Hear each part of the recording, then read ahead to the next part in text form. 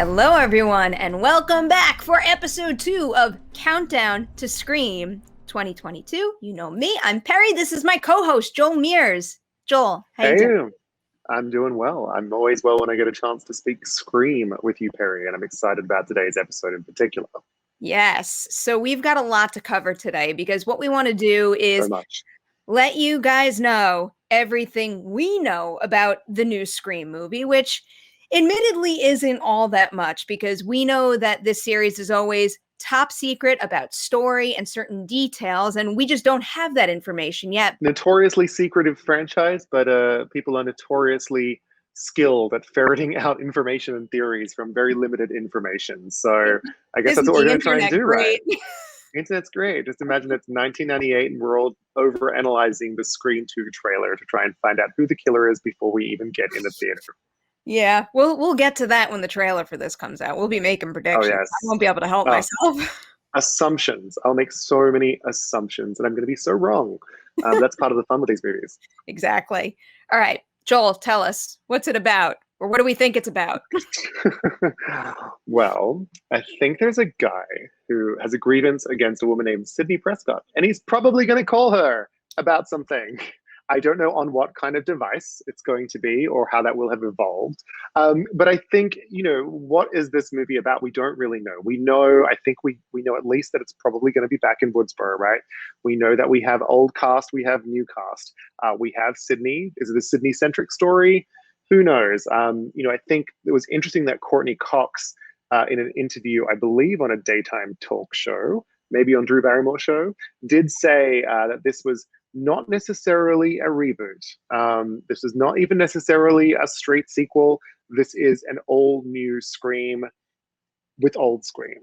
So that's kind of what we know. We know that some of the players are new. We're going to get into who's directing it. We know that the late Wes Craven obviously is not directly involved with the film. But Perri, I'm going to throw the question back to you because if anyone should know at least something about this film, it is the person who has been on a quote unquote set visit to the Scream 2022. That's what we're calling it. Sorry, Paramount. I know you just want to call it Scream, quote unquote set. So I'm like, what kind of sleuthing did you do and what did you find out when you were there? So I can't really say all that much. I'm only allowed to tell you guys information from the conversation that we had with the filmmakers, which, there is some stuff in there well worth talking about right now. Briefly, though, with those Courtney Cox comments regarding what kind of movie this is, I feel like we are getting our terminology mixed up and no one is really clear anymore on what is what Oh, as yeah. far as sequel, reboot, remake, rebookquel, or like whatever other funny terms we've come up with at this point. But I can't imagine this movie being anything else other than a sequel, as in a continuation of the Scream storyline that we know thus far, Absolutely. and a passing of the baton. Because I would be shocked if the intentions were not to continue this franchise after this movie. So I think if it's got any reboot qualities, it'll be rebooting in the sense of establishing a new core ensemble. So that's my prediction. I do not disagree with you at all. I think that is spot on. I think this movie is what we all kind of thought Scream 4 was going to be, Yes. right? Or what The Force Awakens is, taking the Scream 4 model, if only Scream 4 didn't kill its entire new core ensemble, right? Yeah, they played with that in Scream 4, so they can't Yeah. trick us in that same way again. No, so I do think it's going to be a handing of the baton. Will that handing of the baton come at the cost of lives of some of our favorites? We'll have to wait and see. I'm praying not. Even though I like a bit of shock value, I'm too attached to these people. But I think you're absolutely right. Reboot, I think, is, even though it was explicitly said that's not what it is, I'm going to say I'm feeling reboot here. I'm feeling we're gonna move on with some sequels. They don't make horror movies to not make more horror movies. I was speaking to Jason Blum the other day about The Purge, the Forever Purge, and how that is the final one. And when I ask him if it's the final one, as the world has been told, he says, well, it's my job to ensure that it isn't. So, I think that's very much the behind the scenes element here. And we have a fresh face young cast that we're going to talk about in a second who seem like they might be capable of carrying that baton pretty sturdily. Yes, before we get to that cast, as promised, a little something from that set visit interview with the filmmakers. And, there's a lot of information. So maybe I'll drop in a link to the Collider interview in the description section of this video. But there's one quote in particular, and some folks out there might know that I've harped on this a little bit, but it really is the concept that caught my eye or ear the most. And it's a quote from one of the directors. This one comes from Matt Bettinelli-Olpin, and he had told us, and one of the things we got from watching a million Wes Craven interviews is how he was always so clear about you can't have fun with watching someone die. It has to always be that's a human being going through something horrible. And if it's anything other than that, it becomes farcical and it becomes funny. And that's great in some other franchises. Final Destination comes to mind, where it's like, that's what that is. Scream is not that. Scream has to still be about real people. And I think that's one of the lessons we got from Wes Craven that has just guided us every step of the way through this.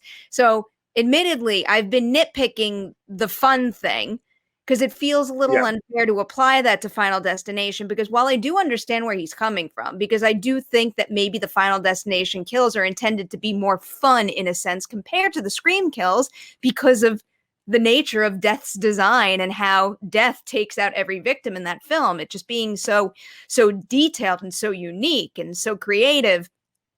I do still think the Final Destination movies have strong ensembles that you come to care about. So Absolutely. I you mean, can't Final take that out of the Destination 3, equation. I think. Final Destination 5, I think, which is like my personal favorite. I forget the guy who's in the lead, but he went into lead Trial and Error, I believe, that really great. Yes, I think so. No, those casts are great all around. Agostino? Yes, that is. I don't know if I'm See, saying this is last why. Yeah, name. we just totally recast the wrong film with the wrong pronounced name, but that's totally fine. No, I agree with you, and I also think it's a bit. I think it's. I know Wes, my favorite director of all time, said that about these films.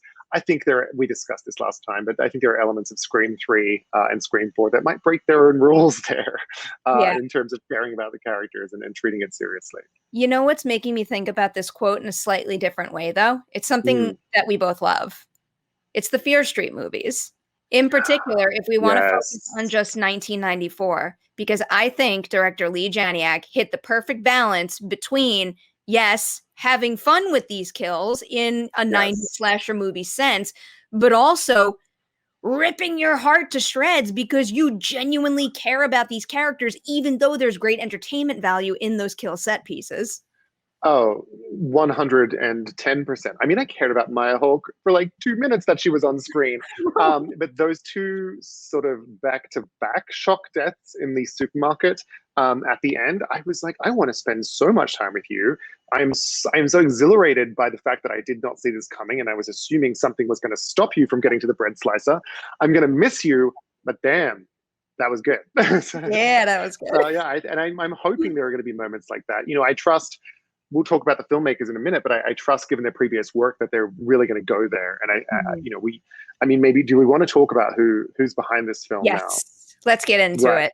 So you had mentioned, obviously, the quote came from Matt Bettinelli-Olpin. He's partnered with his co-director Tyler Gillette. They're known as Radio Silence because some of the cooler directing duos adopt a moniker, and they are directing producer Chad Villella. It's the trio of them.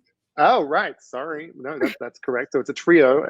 But I'm just going to call them Radio Silence. But they are also responsible for a film that came out in 2019. I'm sure anyone who is watching Perri's YouTube channel knows and probably has great affection for Ready or Not, the movie that starred my excellent fellow Australian Samara Weaving, niece to Hugo Weaving, as a bride who marries into a family of slightly deranged rich people who play a game where basically she has to survive the night, a night full of, from memory, crossbows, arrows, shotguns, knives, axes, and ultimately supernatural explosions. And I think what's really interesting about this team helming Scream is that when Ready or Not came out, a lot of people immediately identified this as the kind of sharp, fast-moving horror comedy that Scream had perfected. It felt like a very different look and perhaps a storyline, but definitely something in the DNA. So I don't know if you're as pumped as I am that these are the people who are going to be taking over the baton. Lots of passing of batons here from Wes. I couldn't be more thrilled about it. I Mm. absolutely adored Ready or Not. And, I guess that's another example where we can apply that thinking of, maybe it Oh, yeah. leans more into the fun of it all, but you're very invested in Samara Weaving's character and deeply care. And 100%. like you spark a real connection despite, the heightened nature of it all and the playfulness of those kinds of kills. But I thought they did an exceptional job with that.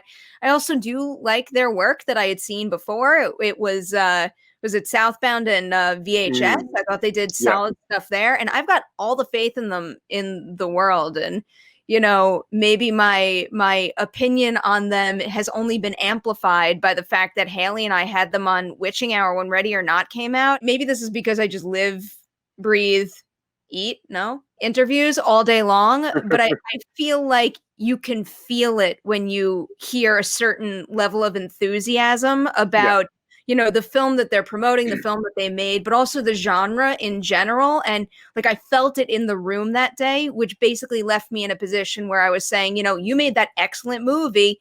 Like you could tackle just about anything else after this, and I will believe in you. Yeah, and I'll say on that point about caring for the characters in Ready or Not, Adam Brody's, I forget his character, but Yes. I was fully invested in both the brothers, to be honest, and I thought they were great performances, but that they allowed that space to breathe. I will also say that one of the great things, and it might have been from your set visit interview or another interview I read with Matt and Tyler, at least, about how much they love this series and how passionate they are about the Scream movies and how many times they've watched them, how familiar they are with these characters. The reverence not just towards these characters, but also towards Wes Craven. And I'm sure you also had a similar story interviewing Neve Campbell, I think, a year and a half ago or a year or so ago when she was doing a Canadian film about opioid addiction. And she played the mother of Alex or Nat Wolf. I apologize. Alex Alex Wolff, Wolf. Castle in the The Ground. Ground, yes. And she's so good in that. So please go and watch. It's a smaller role, but she's really good if you haven't seen Neve Campbell on screen for a while. But she did speak about the thing that she'd just been announced actually a few weeks earlier, I believe, confirmed for Scream 2022. And she said the thing that convinced her was a letter that Matt and Tyler wrote her, in which they expressed their love of Wes's filmmaking and it's him as a person, and that they wanted to make this film with this apparently great script, a sort of homage to him and to really, do him justice. And she had said that was just incredibly moving and part of the reason that she signed on again to play Sydney Prescott. So I thought that was a really nice touch. And I just want to also mention the writers. We have Guy, I believe it's Busick or Busick, forgive me for the pronunciation, and James Vanderbilt. Guy had written, I believe, on Ready or Not as well. James has a very interesting back catalog. James Vanderbilt wrote one of my favorite films of all time, not specifically in the slasher or horror genre, but Zodiac, the David Fincher, just incredible film. Like, if the guy who writes that is writing Scream, this is like my two worlds colliding in exciting, terrifying, moody ways. But then he also wrote Murder Mystery, which is the Jennifer Aniston, Adam Sandler Netflix movie. And although that was not particularly my cup of tea, so to speak, I don't see how the Zodiac Murder Mystery mix is at all bad for a screenwriter, right? I feel like this is almost perfect in a way. So I'm excited that they're both on board. For diehard fans of Scream, it's if Kevin Williamson, who wrote the original, the sequel, the treatment / outline for 3, I believe, and then came back for 4, is not involved, there's fear, right? But Kevin Williamson is involved. He's EPing this particular edition. So the level of involvement, we don't really have a sense, I guess, of how involved in the shaping of the story he was, but he will get a character's by credit. He's executive producer, presumably has his blessing.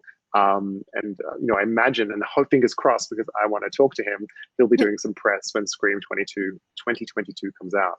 The fact that he's in the mix, and then you have so much of the main ensemble. It's like that's the reinforcement that you need. So let's run through all of the returning cast members who we're going to get in this movie that we are aware of right now. That includes, of course, Neve Campbell as Sidney Prescott. We've got David Arquette as Dewey Riley, Courtney Cox as Gail Weathers, Marley Shelton as Judy Hicks, and also Roger L. Jackson as Ghostface. I mean, this is the core group. This is the core group. You need the main trio. And then Marley Shelton made such a big impression in Scream 4. I mean, it was undeniable, the connection that she sparked with the viewers, and she had to return. No, absolutely. I think that was, when that was announced, I was quite surprised, because the films somewhat traditionally have sort of shed the core. The core moves through, the others shed away, the core moves through. And it was so great to see that Marley Shelton's been added to this cast, because despite how terribly she was lit at times in Scream 4, and don't get me going on the Scream 4 lighting, and particularly that hallway scene, I think she did make an impression, and she was a wonderful foil to Gail, and also a wonderful sort of pairing with Dewey. No, I think it's, and I think she may be an alum of Valentine, so that's always a tick in my book. She does feel like she's got, a bit of a Dewey quality to her now. I keep thinking back to Scream 2, where, I thought Dewey was dead the first time I saw that movie, and I was pretty much in the middle of watching it, was just, committed to the fact that he couldn't have survived what he just went through. I feel like she could pull off the same types of things and make it through. And it's like, even if we lose the original trio, not necessarily to death, I mean to just, the franchise moving on without them and retiring them. I feel like she could be a good, like a middle point, like a connector between the old and the new. That's a really interesting way of looking at it, that she becomes the new sheriffy type figure and leads the young'uns into the next sort of films. I like that, and I do think she brings that sort of what is a Barney Fife-ish sort of kind of vibe that we so enjoy with Dewey. Yeah, that's an interesting theory. I'd put $5 on that. Speaking of theories, we got another thing we got to discuss here, because there's been some rumors swirling that Heather Matarazzo is returning. And you guys might remember she appeared in Scream 3. She's Randy's sister. While we can't confirm this, it does seem like, we can connect some of the dots that we have in a way that makes sense. And again, a lot of what we're going to discuss with this particular topic is unconfirmed. But it seems as though a cast member of Scream posted something on Instagram and tagged Heather in it, and then the post was deleted. So that would lead me to believe one thing, and we'll get into this later on in the episode too, but if you look at even IMDb now, there's 2 characters with the last name Meeks Martin. It makes sense to me. I think as again, I will emphasize, for all the reasons, mostly not wanting to get sued by Paramount, an increasingly big conglomerate.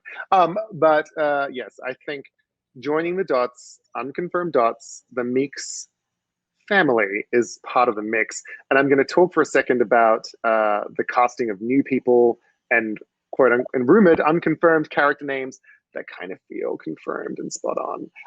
But Heather Matarazzo, I think the reason I'm so excited at the prospect of potentially Heather coming back as Randy's sister is, I think she made such an impression in Scream 3 in that very limited screen time that she had. I think she's always been a great actress. I love Welcome to the Dollhouse. I missed her in Scream 4. I felt that was an opportunity lost. But also, I want someone from the old world to give us the rule breakdown for Scream 5. And I think what a tribute and honor it would be to have her be the one who's like, here are the rules about rebookals, or whatever they're calling it this time, and sort of living through Randiness, giving us that. What are you excited at the prospect of her maybe coming back? Yes, because we keep using the term like the original three, the core trio, but Randy, Mm. even though he did die in Scream 2, has always felt like a major part of that. Like his Oh, 100%. influence has never gone anywhere. So I think it would only make sense if this is indeed a passing of the baton, a reboot type feel. You need that Randy vibe to launch a new ensemble into the future of the Scream franchise. So like I'm really rooting for this to be true because I think this movie might need it. I might be better off with it. Absolutely. And I think rather than try and cast a new Randy, having someone come from Randy's world might be more interesting approach. And I Mhm. think maybe I get onto the new cast members and run through them quickly, and I might do a ding ding ding ding ding when we come across someone connected potentially to Heather Matarazzo. So the movie is, we believe, led by Melissa Barrera, who you'll know from In the Heights. She is, oh my word, my brain has completely gone to mush. Her character name in the Heights is dot dot dot. She's the kind of lead who works in the salon and wants to live downtown. Usnavi and Osnavi Vanessa. and Vanessa. Vanessa. Yes, so she plays Vanessa in the Heights. We're such good journalists. But she was also in Vida, which is an excellent series that you should seek out. I think it may have 3 seasons certified fresh on a certain website called Rotten Tomatoes, so you should watch that.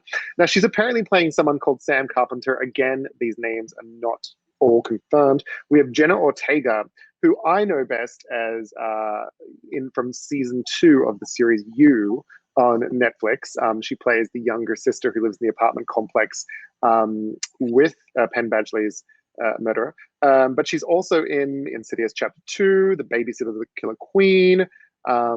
She's Joel, can I interrupt you? Please interrupt away. How do you not know her well from Camp Cretaceous? I know. Can I confess on the internet that I have not watched Camp Cretaceous, a Jurassic Park animated series? I love how I'm picking on you, but I only first started binging it last week, but I'm already on to season 3, and you're loving it. I love it, and she Okay. voices the main character in it. Well, there's Jenna Ortega, whose voice you will recognize from Camp Cretaceous, where assumably she does scream occasionally. I don't know how scary. She runs from dinosaurs. No, yeah, it gets dark. Not to make this a whole Camp Cretaceous review, but it gets darker. Wait, one more Jenna Ortega thing. The Fallout. Have you seen The Fallout? It premiered at South by Southwest, and that movie is like she's good in everything that I've seen her in.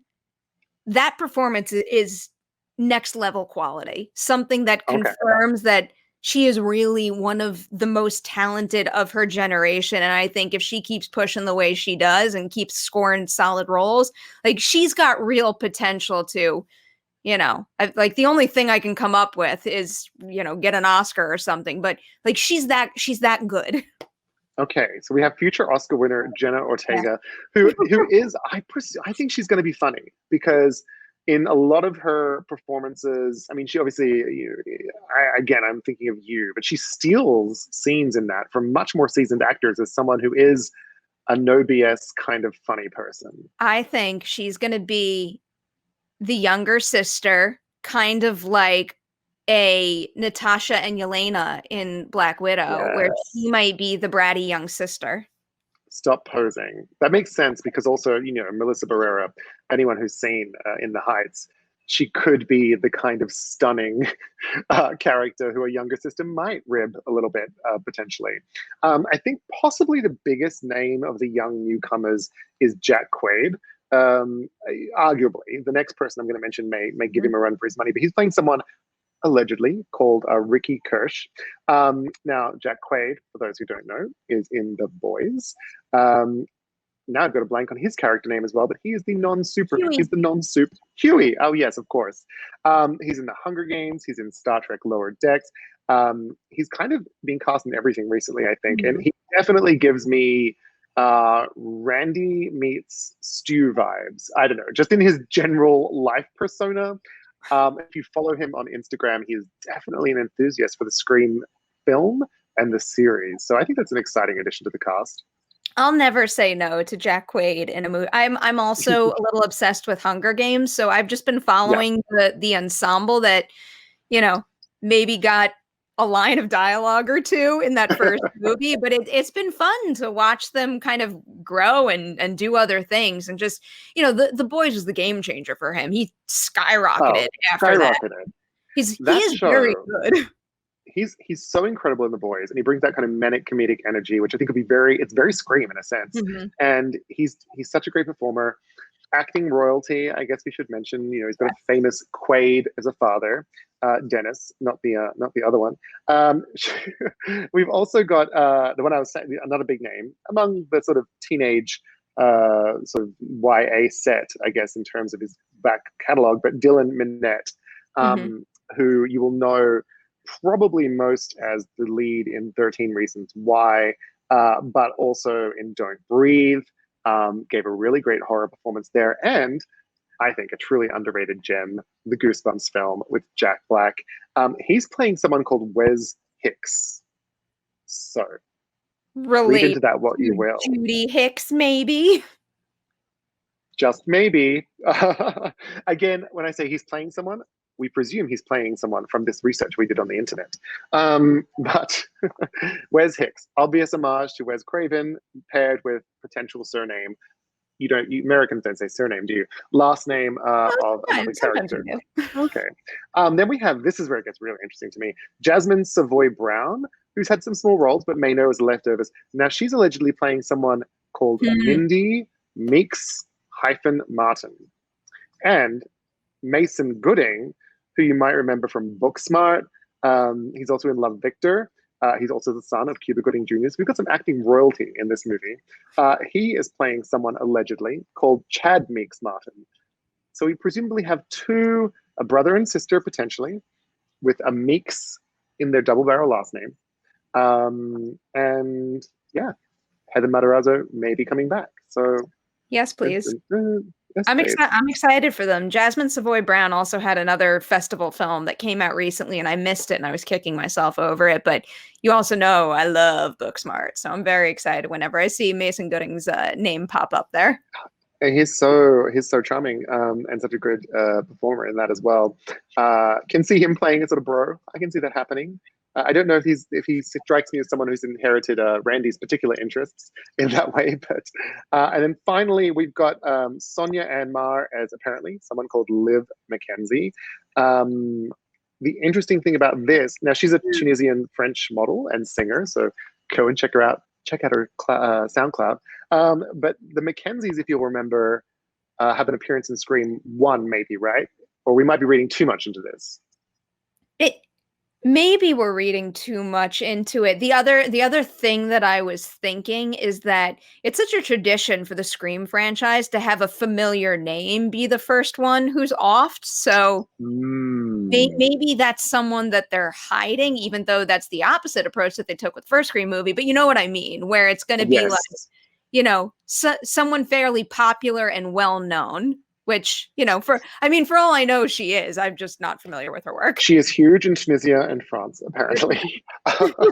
They're going for that international money with this series. And so we'll see, maybe, but the reference to the first film is that the McKenzies are the people that the mother of Drew Casey comes home and says, call the McKenzies, or she might be other McKenzies. I forget the line, but there's a reference to the neighbors of Casey Becker. I think the father tells the mother to go over to the McKenzies when they realize something is not right in the house. Yes, go over to the McKenzies. The popcorn is on. All right. And then we have someone called Kyle Gallner as Vince, Reggie Conquest as Deputy Tharney. You may know him from Insecure, where they call him TSA Bay. And he sort of hooks up occasionally with Issa Rae's character.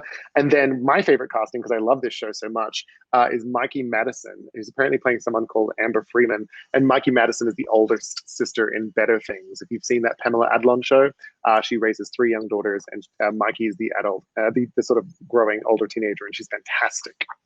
I need to watch more of that. For some reason, I watched like the first couple of episodes fairly recently, and then I got distracted by another assignment, but that show's really good. Oh, that show is incredible. I mean, I know that this episode is about Scream, and we're like, go watch Camp Cretaceous, go watch Better Things, do all those things. It's your homework because Well, this actress is phenomenal. people have time. We're not getting this movie until January 2022. Now's the time to catch up on everyone's work here. And I'll give Kyle Gallner another shout out. Yeah, I do. Man, I don't even know if you could even watch this movie in the States, but Dinner in America is so good. It's so good. I don't understand why it doesn't have wider distribution right now, but I got to do a little Googling and figure out what's up with that one. But the second that movie is available, push play on it. Trust me. I have not seen it. So I will, apologies to Kyle Gallner for some guy called Kyle Gallner, but he apparently is the star of an excellent film that you should definitely watch. He also has Stu vibes too. Like I could see either him or Jack leaning into that. Yes, I think there's a few. Yeah, it feels like they've cast a lot of people who have some serious comedic chops. Now I can't. Maybe not Dylan Minnette. I'm not saying he can't do comedy, but I associate more of him with a sort of brooding, staring kind of guy. But yeah, I mean, well, I suppose he brought that in sort of manic energy to Goosebumps. But I think the real big takeaways are from the alleged casting, alleged names, the Meeks may be back. I want that. I want that. I want that. I don't know. This conversation is just getting me really. This is going to make it really difficult to wait.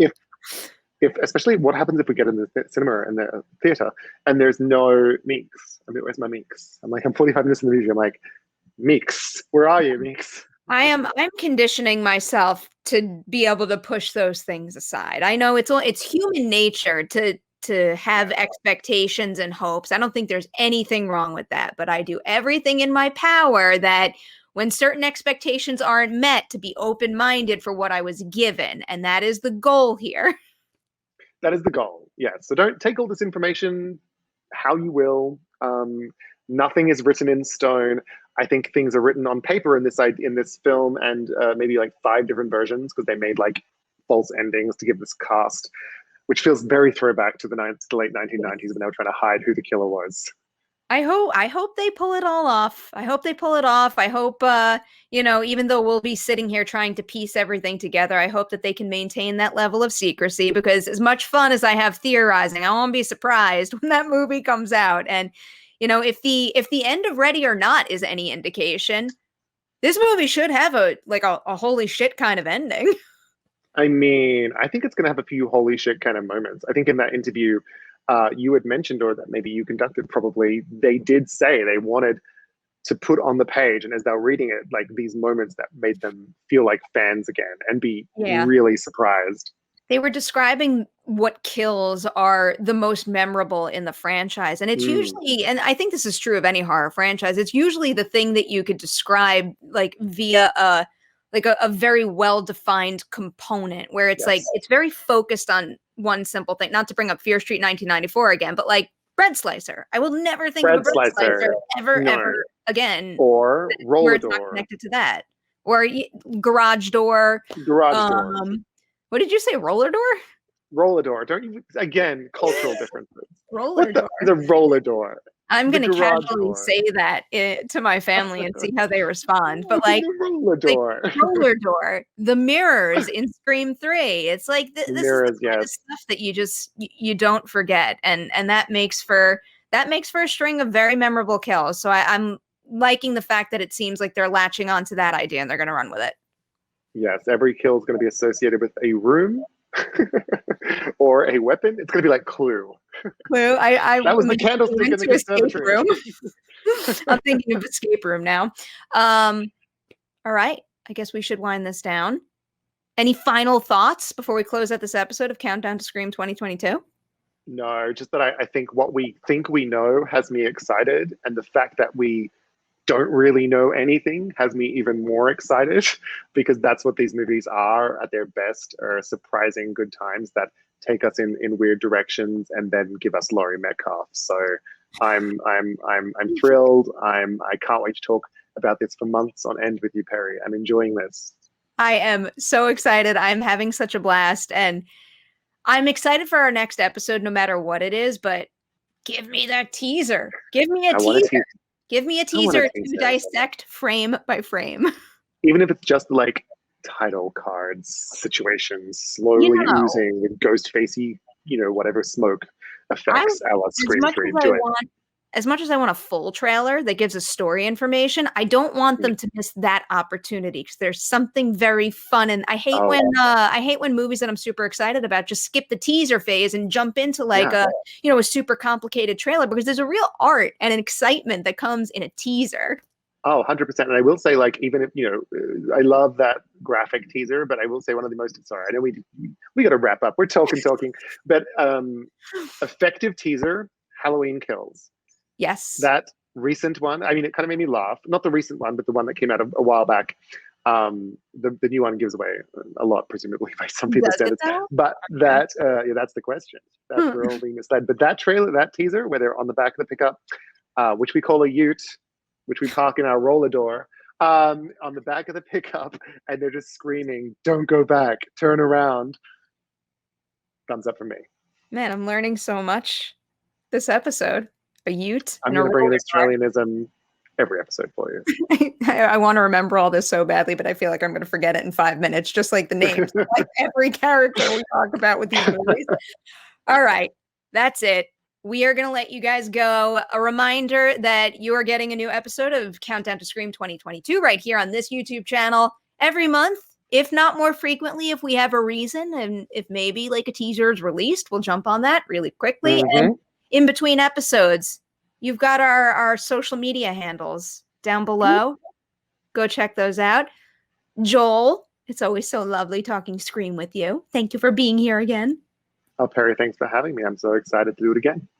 All right. We're out of here. I still haven't figured out like an ending catchphrase, so goodbye. Goodbye. I like it. It works.